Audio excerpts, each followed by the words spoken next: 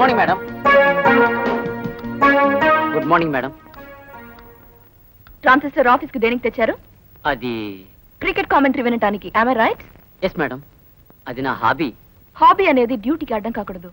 మీరు ఆఫీస్ కి సెలవు పెట్టి క్రికెట్ మ్యాచ్ చూడటానికి వెళ్ళొచ్చు, అంతేగాని ఆఫీస్ లో ఉండి క్రికెట్ గొడవల్లో పడితే I will not spare you. ఇలా అన్నానని క్రికెట్ అంటే నాకు ఇష్టం లేదనుకోకండి. I like cricket very much, but duty first.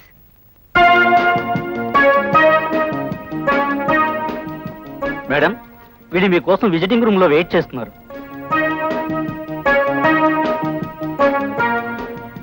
Lakshmi imports and exports manager mister రామకృష్ణని పంపించండి. Yes madam.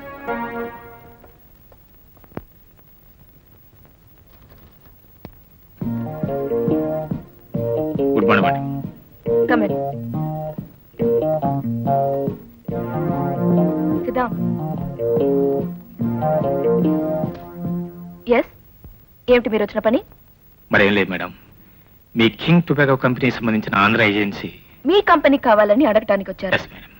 ఆ ఏజెన్సీకి మీరు కోట్ చేసిన అమౌంట్ చాలా తక్కువ అని నేను ఫీల్ అయ్యాను. ఇవ్వనని మీ మేనేజర్తో ఆల్రెడీ చెప్పేశాను. మరో కొటేషన్ ఇచ్చి ఉంటే I could have given a second thought. But that fellow నాకు లంచ్ ఇవ్వాలని చూశాడు. He try to bribe me. My God! డబ్బుతో మనుషుల్ని కొనాలనుకునే సంస్థలన్నా వ్యక్తులన్నా నాకు ఒళ్ళుమంట. I hate dum. అందుకే మీ కంపెనీకి ఇవ్వకూడదని నిర్ణయించుకున్నాను. అతనేదో పొరపాటు చేశారని మీరు. Mister Ramakrishna, my time is very valuable. మీతో మాట్లాడుతూ ఆ టైం వేస్ట్ చేయడం నాకు ఇష్టం లేదు. I'm sorry, you can go. All right madam. I don't think you are in a good mood. మరోసారి వచ్చి కలుస్తాను. చూడండి, ఆఫీస్ లో నా మూడ్ ఎప్పుడు ఇలాగే ఉంటుంది. అది డ్యూటీ మూడ్, వర్క్ మూడ్. కనుక మీరు మళ్ళీ రానక్కర్లేదు, ప్రయత్నించక్కర్లేదు.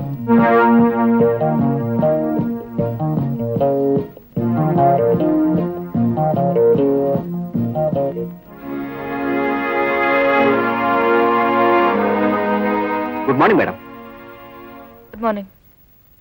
నేను సబ్మిట్ చేసిన ఫైల్ మీద సంతకం చేస్తే నేను తీసుకెళ్తాను. మిస్టర్ శంకర్, పేజీకి 2 తప్పులున్న ఫైల్ మీద సంతకాలు పెట్టడం కాదు, రిమార్కులు రాయాలి. ఒక అసిస్టెంట్ మేనేజర్ గా మీ బాధ్యతలు మర్చిపోయి నిర్లక్ష్యంగా ప్రవర్తిస్తున్నారని ఈ ఫైల్ నిరూపిస్తుంది. కరెక్ట్ చేసి తీసుకురండి, అప్పుడు సైన్ చేస్తాను. You can go.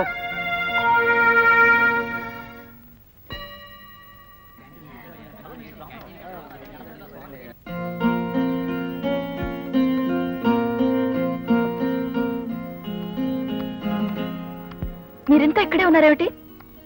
మీ నిర్ణయం మార్చుకుంటారన్న ఆశతో. నా నిర్ణయం అంత తేలిగ్గా మారదు.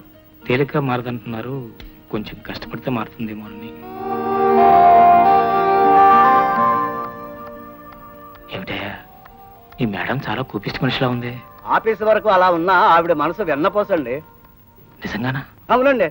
ఒక రోజున కాఫీ అందివ్వబోతూ పొరపాటున ఆవిడ మీద కాస్త వలగబోసానండి. అంతే, కప్పెసరు కొట్టి గటావుట నడిచిందండి. ఉద్యోగం ఊడుద్దేమో అని భయపడ్డానండి. ఆ తర్వాత ఒకనాడు మా ఇంటి దానికి ఒంట్లో బాగోలేదని తెలిసి పిలిచి 500 ఇచ్చి డాక్టర్కి చూపించమందండి. మళ్ళీ నేను తిరిగి డబ్బు ఇవ్వకపోతే వద్దు ఉంచుకోమందండి. కష్టాల్లో ఉన్న మనిషిని చూస్తే కరిగిపోయే మనసండి ఆ అమ్మది. విజిటర్స్ ఎవరైనా ఉన్నారా? ఇప్పుడు ఎవరూ రాలేదండి. పొద్దుటొచ్చిన ఆ రామకృష్ణ బాబే అలా ఉండిపోయాడండి. ఆయన ఇంకా ఇక్కడే ఉన్నారా? అవునండి. భోజనాలకు కూడా వెళ్ళలేదండి. పోనీ టిఫిన్ అయినా తినకూడదా బాబు అంటే ఆకలితో నా ప్రాణం పోవడమే మంచిదయ్యా అంటూ అది అలా మాట్లాడాడండి. అతని పరిస్థితి చూస్తే ఏవో చాలా కష్టాల్లో ఉన్నట్టున్నా అండి. ఆయన ఒకసారి లోపలికి రమ్మను. పిలుస్తున్నారు. నేను చెప్పినట్టు చెప్పావా? తిండి కూడా తినలేదని ఆకలితోనే ఉన్నానని. అబ్బా, అలాగా చెప్పానండి. మీరు నాతో చికెన్ బిర్యానీ చేపల కూర తెప్పించి తిన్నారని ఎట్లా చెప్తానండి?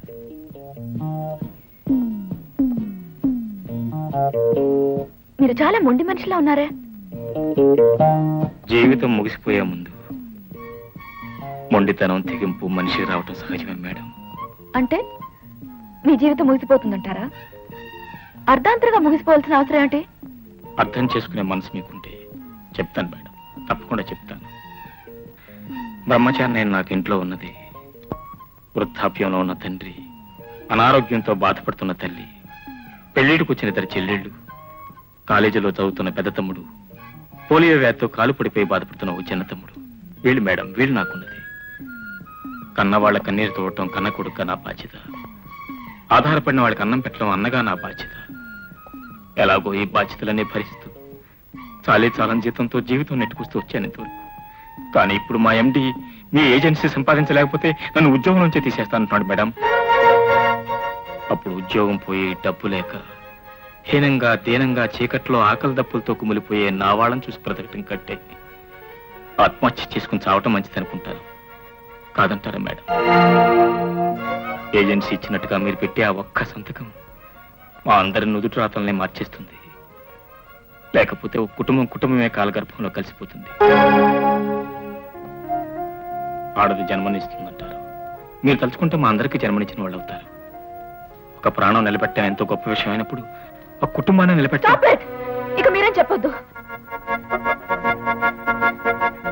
కంగారు పడకయ్యా, ఇవి కత్తులు కావు.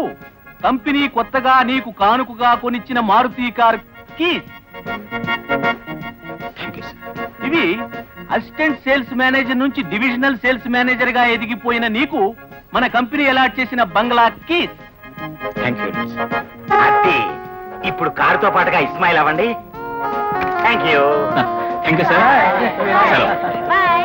Good bye.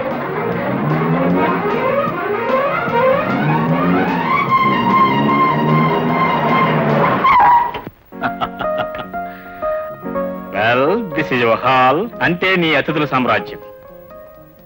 This is our dining hall, అంటే విందుల సామ్రాజ్యం. కమాన్, ఇది మన మన్మథ సామ్రాజ్యం.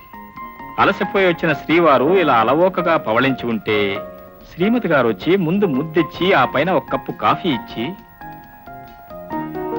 ఏమిటి శాంతి అలా డల్గా ఉన్నానంటే?